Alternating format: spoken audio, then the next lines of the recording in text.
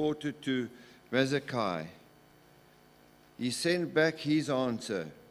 Do not think that because you are in the king's house, that you alone of all the Jews will escape. For if you remain silent at this time, relief and deliverance for the Jews will arise from another place. But you and your father's family will perish. And who knows but that you have come to your royal position for such a time as this. Then Esther sent this reply to Mordecai. Go, gather together all the Jews who are in Susa, and fast for me.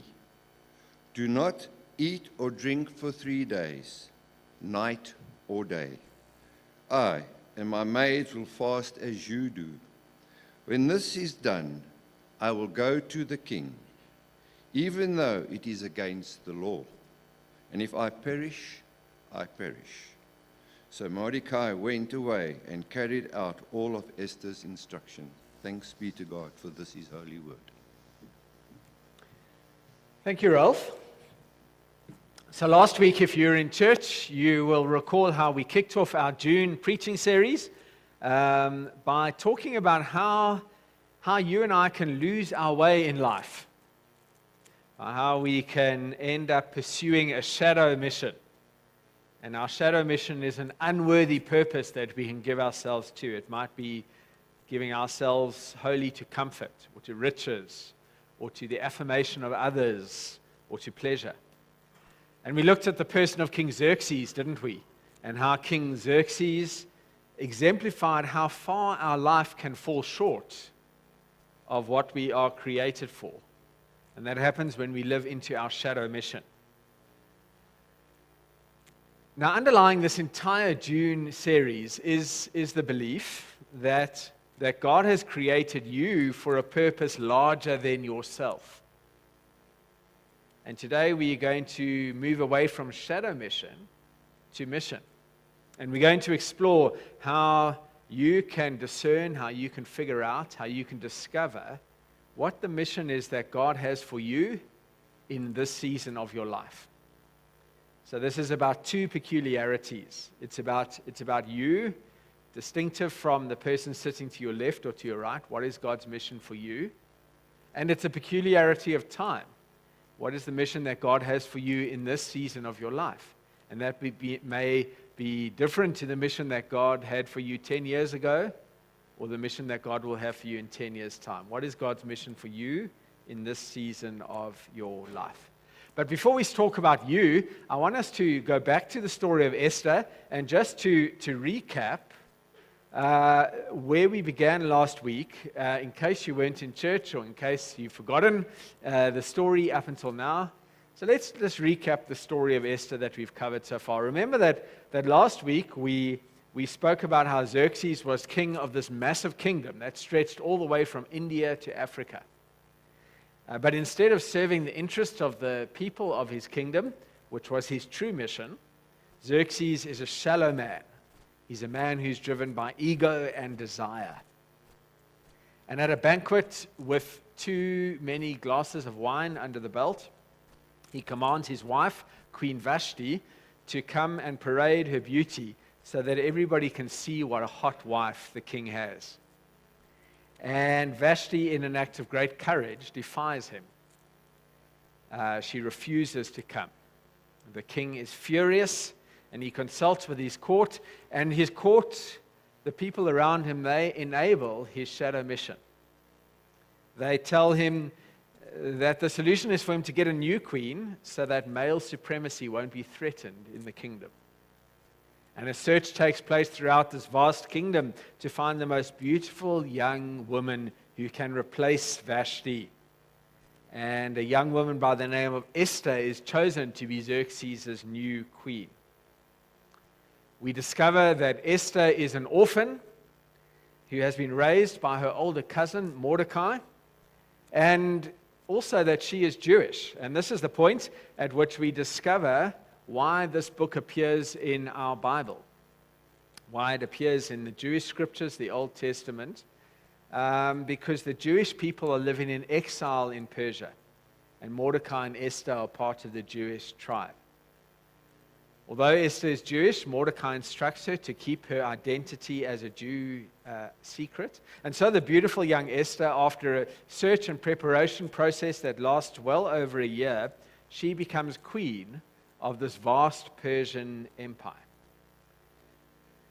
Now, if this were a bedtime story that I were reading to my daughter, if it were a fairy tale, then this is probably the point at which the story would end, wouldn't it? This poor orphan from an ethnic minority who wins the mighty king's hand in marriage. She goes on to live in a majestic palace, and she lives happily ever after. Go to sleep now, Emma. But it's at this point in the story that the story takes an interesting twist. For the king's right-hand man, a man called Haman, has been mortally offended by Esther's cousin Mordecai, because Mordecai has refused to bow and scrape before Haman. Now, if you thought that Xerxes was a man who was living his shadow mission, then Haman makes Xerxes look like an honorable king. Haman is a conniving man. He is an evil man. He decides that he's going to get revenge on Mordecai by killing not just Mordecai, but all the Jews in the kingdom of Persia. He slanders the Jewish people to King Xerxes, and then he bribes King Xerxes to get permission to kill, to wipe out all of the Jews. Haman shows himself to be a genocidal monster. King Xerxes, true to his character, is so distracted by his parties and his power that he's like, whatever. And so, without too much thought, he gives Haman permission to do whatever he wants.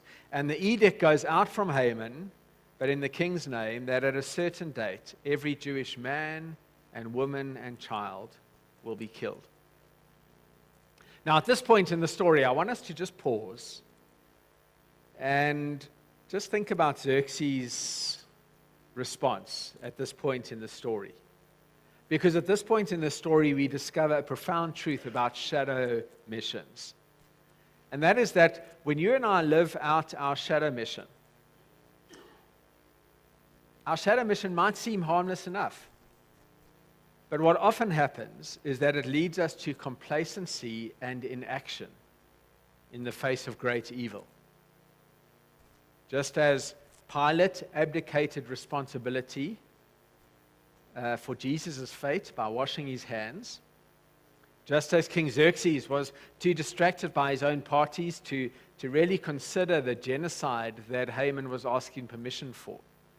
So when we are living out our shadow mission, we can so easily be distracted by concerns which in and of themselves are harmless, but they become pursuits which distract us from God's will, from God's mission for our lives.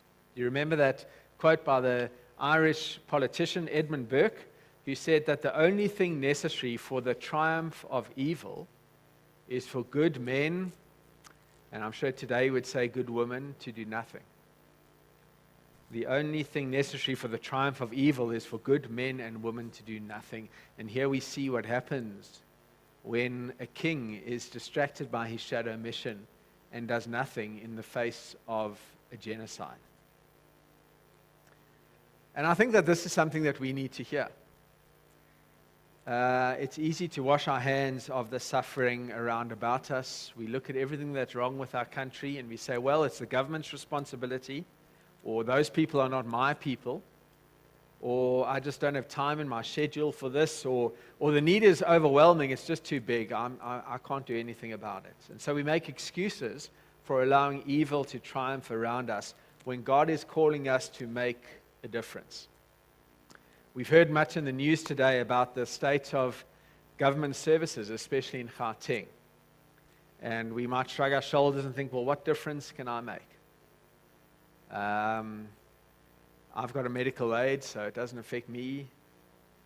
I was thinking about two GPs who run practices in Centurion. And they haven't shrugged their shoulders and said, well, it's not my problem. But every week, they give one morning a week to offer their services free of charge to the community of Mooiplaas. They serve in the De Checho healthcare clinic, and the children and the women and the men of the Mooiplaas community are able to get the same health care that the affluent people that go to their private practice, those doctors' private practices, do. And I was thinking about how it is that these GPs are probably, they're probably giving up about 10% of their monthly income. They could be working at their practices, but instead they're serving in Mooiplaas. And so each of us can make a difference. There is something that we can do that will make a difference. So back to the story of Esther and Xerxes. The Jewish people are about to be killed by command of an evil man with the permission of a weak man. And Mordecai realizes that the one person who can save the Jewish people is Esther. And so he gets a message through to the palace. He sends a message to her, and he says to her, Esther, you've got to go to the king. You've got to beg for mercy. You've got to plead for the king to change his mind, to reverse the decree, to save the Jewish people. And Esther sends a message back to Mordecai and explains some complications.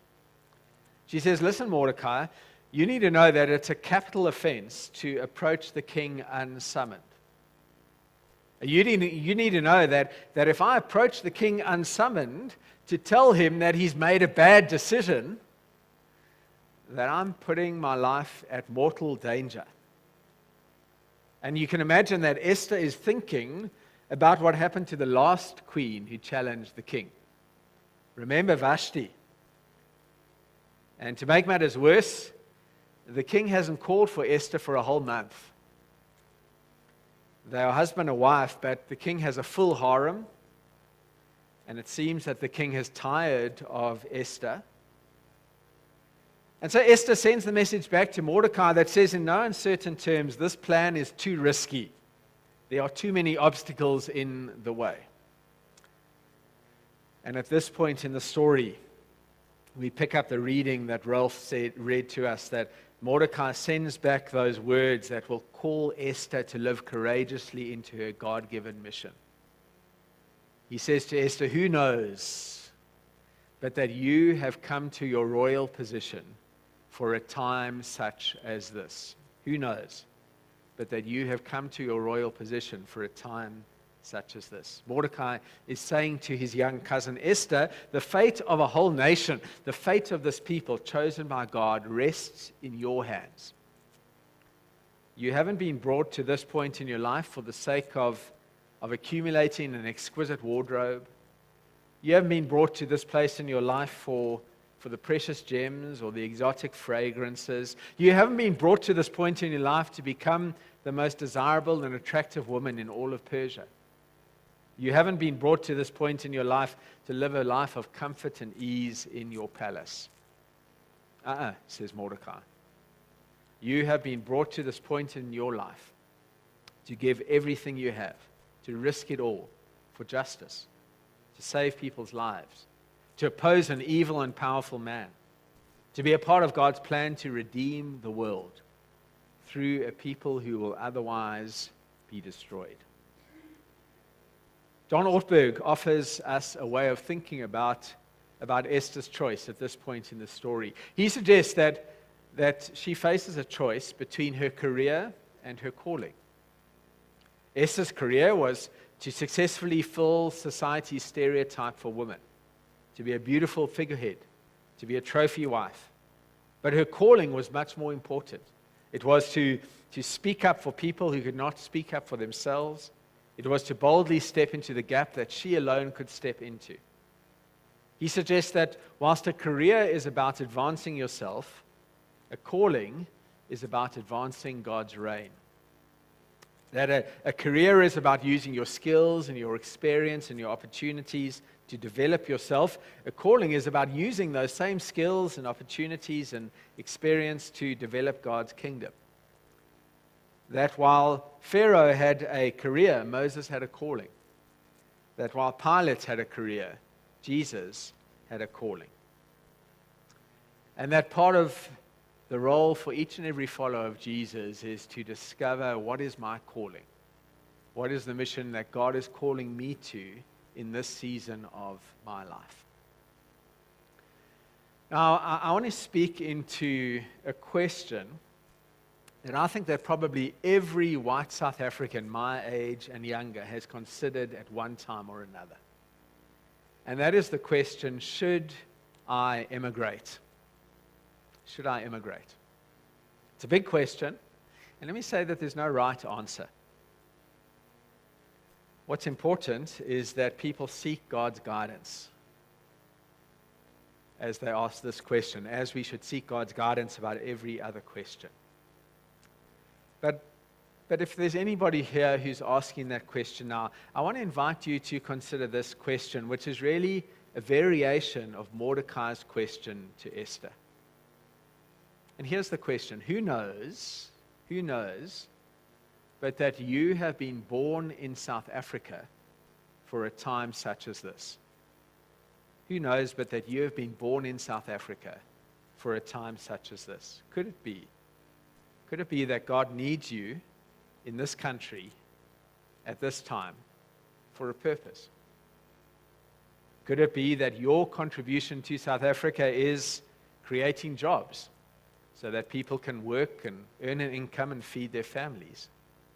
Could it be that you are needed in this country to bring expertise to your field? Could it be that you are needed to be a bridge builder, a reconciler?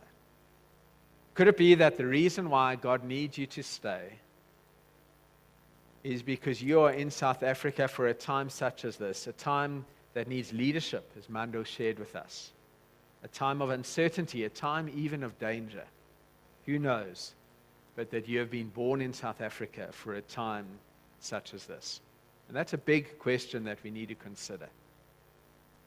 Now, there's three more questions that I want to invite you to consider as we think about each one of us discovering God's mission for our lives. Here's the first one. It's the question, who plays the role of Mordecai in your life? Who plays the role of Mordecai in your life? In other words, who is helping you to identify what God is calling you to do? Who is it who loves you enough to challenge you in those times where you're wanting to shrink back into your shadow mission? Who is the spiritual friend that will help you to discern where God is present in your life? You see, here's the reality, that without a Mordecai in her life, Esther would probably never have petitioned the king. Esther, if she did consider it, she would have shrunk back at the danger of it. But Mordecai is the one who calls forth Esther's courage. Mordecai is the one who brings to her a fresh perspective, a new way of looking at the situation, who helps her to see the situation with new eyes, to see God's hand in history, to see her role, the role that she can play in the crisis. As I think about that question in my own life, who plays the role of Mordecai in my own life, I see that at different seasons in my life, I've had different Mordecais. I think of a grade 6 teacher who sat us on the carpet in the classroom one day and asked us each to share what we would do if we had R1 million. And let me say that in 1980, R1 million was a lot more than it is now. And after listening to all of our responses, she challenged those of us who had dreamed of all the things that we could buy for ourselves and had not considered how we could use that money to bless others. And that conversation, that teacher, I don't know if she was a follower of Jesus or not, but she was a Mordecai in my life. I think about the minister in the church that I was growing up in, who invited me to consider changing my plans and entering the ministry. That man was a Mordecai in my life. I think of colleagues that I meet with once a month who help me to ask the deep questions about the decisions in my life. So a question I want you to think about is, who is the Mordecai in your life? And maybe there's somebody that you need to speak to. Maybe there's somebody that you need to give permission to be your Mordecai, to speak truth into your life. and to help you to discover your God-given mission. The second question I want you to think about is what is the position that God has called you to? So Mordecai says to Esther, he says, God has placed you in this position. God has made you queen. This is the position that God has placed you in. And what Mordecai is really saying to Esther is, Esther, this is the sphere of influence that God has placed you in. And so the question I want you to think about is, well, what is the sphere of influence that God has placed me in? Perhaps your sphere of influence is about your children or about your grandchildren. Perhaps your sphere of influence is in your work of teaching or lecturing those students, those scholars, to influence them. Perhaps it's to use the time that you have in retirement to make a difference. Perhaps it's to be salt or light in the workplace. Perhaps it's to serve on the governing body of your child's school as an active Christian service. But God has placed you where you are for a reason. What is the sphere of influence that God might be calling you to influence in His name? And then here's a third question that I invite you to consider, and this is the final one. And it's this: are you fasting and praying? Are you seeking God's guidance for the mission that you will give yourself to? So Esther says to Mordecai, once she has figured out what it is that God is calling her to do, she says to Mordecai, go and gather together all the Jews who are in Susa, the capital city, and fast for me. Do not eat or drink for 3 days, night or day, and I and my attendants will fast as you do. Now we know that fasting and praying always go together. That fasting is about focus. It's about taking our focus off of our hungers and our physical needs in order that we can focus on God in prayer. We can seek God's face. And what we see in the story is the importance of being intentional about prayer. And so we cannot ask the question, God, what is my mission? Without being serious about prayer. And often it's in the very process of grappling with God in prayer as to what our mission is that we discover new insights about ourselves. God leads us down unexpected paths. God answers that prayer in a way which we could never have dreamed when we take fasting and prayer seriously. So 3 questions. Who plays the role of Mordecai in your life? What's the position to which God has called you?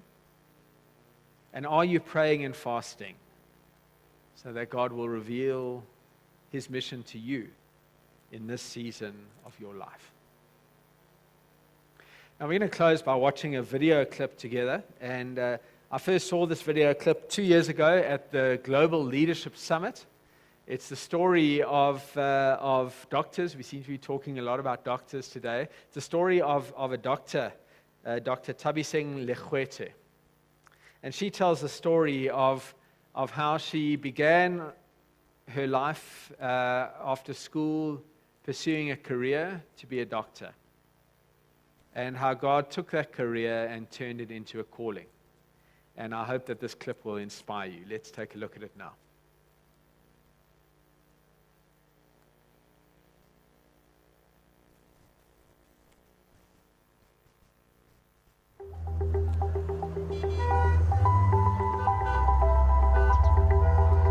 This is Diepsloot, a township in the north of Johannesburg, which has a population of almost 1 million people. Majority of people living in Diepsloot are low-income earners. Life in Diepsloot is hard, not only from the fact that there's poor service delivery for basic services like water and electricity, but spatially it is set up such that people have to get up very, very early to go to work, and they come back very late. So life is really hard for the typical Diepsloot resident. Added to that, the healthcare compounds the problem. There's not adequate access to basic healthcare services. There's a high prevalence of easily treatable diseases like TB and HIV with no access. There's only 2 public health clinics that don't have the necessary capacity to service the people.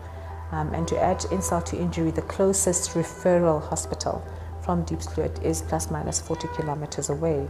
There's definitely a need for an urgent intervention. I grew up in a township in Springs. The township is called Guatema. I've always wanted to be a doctor. I've grown up in a family that has emphasized education. So I've had the privilege to work in both the public and the private sector, and also the privilege to understand the challenges in both sectors. In the public sector, which is where I started after my community service, I was faced with the inefficiencies, the under-resourced, and just the bad service that you get in the public service. My experience in the private sector were completely opposite to that of the private sector. It runs like a well-oiled machine, it's well-resourced, it's efficient. However, it's not accessible to everybody. It's only accessible to about 18% of South Africa's population. I'm a Christian, and that has played a significant role in many decisions in my life, especially this one, to start this venture. This time last year in 2015, on the 28th July, my uncle died. And he had been ill for a month and going to the clinic complaining of fatigue, and they just gave him vitamin B tablets until he presented with shortness of breath and contacted me. But by the time that I intervened, because he lives quite far from me, he was at a stage where he was in quite bad heart failure and needed ICU intervention and subsequently died. And my life story thus far has therefore, in a big way, influenced and contributed to me opening Quali Health and opening it with the urgency that I have. So the Quali Health model is really premised on 3 main pillars. The first one being affordability. So we charge a 250 all-inclusive fee. It includes medication, it includes anything that that person would need to make them better. The second important pillar is convenience. These people work 7 days a week, some of them. So we open 8 to 8. 7 days a week to ensure that we are available when people need the healthcare. Obviously, the last thing is quality. And what ties all of these 3 pillars together is the use of technology. That's what enables us to have a high quality, convenient and affordable service. So this is our reception. And this is a patient's first contact with Quali Health. So we basically register a patient's demographic data here, and they remain on the system. From then on, the patient will then come to the nurse, okay, and undergo a process that we call triage, which is basically where they give a basic medical history and they have their vital data recorded. From then on, the patient moves on to our cash office or a cash box, and this is where they pay. This is our consultation space. We've got a total of 13 consultation cubicles, and as you can see, it's got more of like a hospital emergency feel. And once the patient is done with consulting, their script is usually available through the system where they come to the dispensary, and the nurse at dispensary just basically hands them the medication. Looking back, the girl from a small town called Springs has come a long way. I had dreams of just being a doctor, but now I'm living the dream of not being a doctor, but impacting lives and making a difference in people's lives. Some people call it many things, but I call it the voice of God. That has been a constant guide in my life.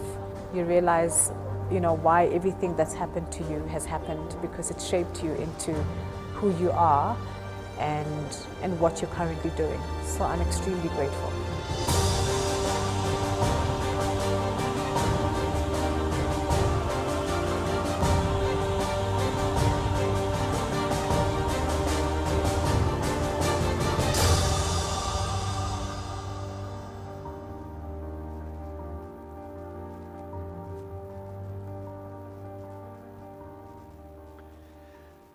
So as we each think about, well, what is our grander vision, or perhaps more accurately, what is God's vision? What is God's mission for our life? Let us come before God in prayer.